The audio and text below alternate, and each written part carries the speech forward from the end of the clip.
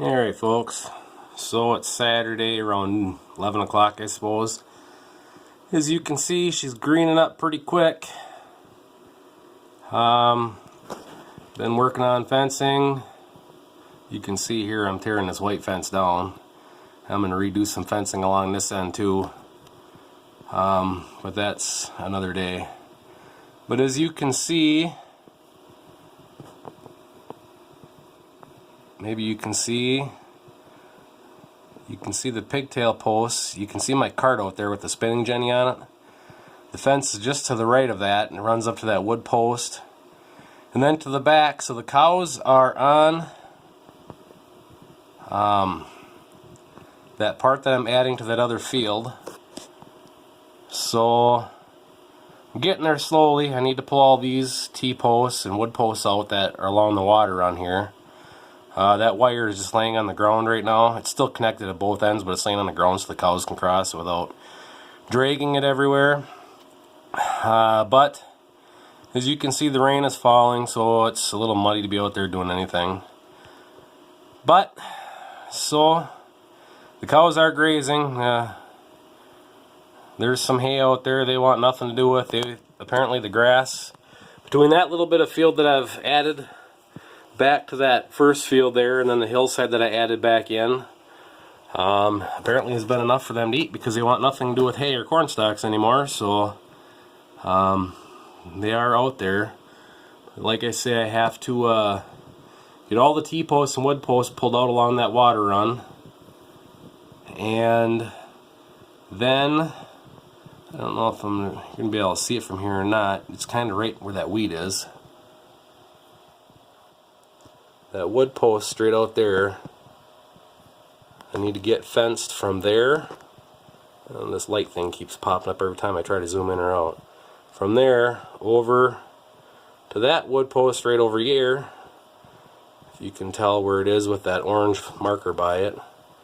But what I'm going to do there is I'm just going to take and undo this wire all the way along the water run to where the tensioner is over here, and then pull it over to that post. I'll have to shorten it, and then I'll do the same thing. I'll put pigtail posts in there to get it straight, and then I'll pull T-posts and transfer them to the new spot, and it'll be done.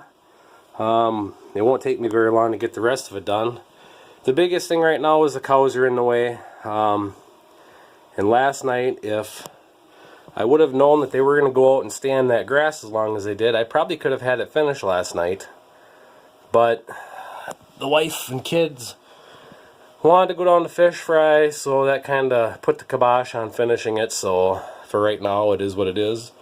And then all I have left to do is one strand along the back to that corner, and then the short stretch of pasture coming this way, I've got one more strand to put there, and then the back is all done. I need 3 more T-posts to finish the back part along the pasture. And then dividing these two fields, I just have pigtail posts in there until I get all these T-posts pulled out.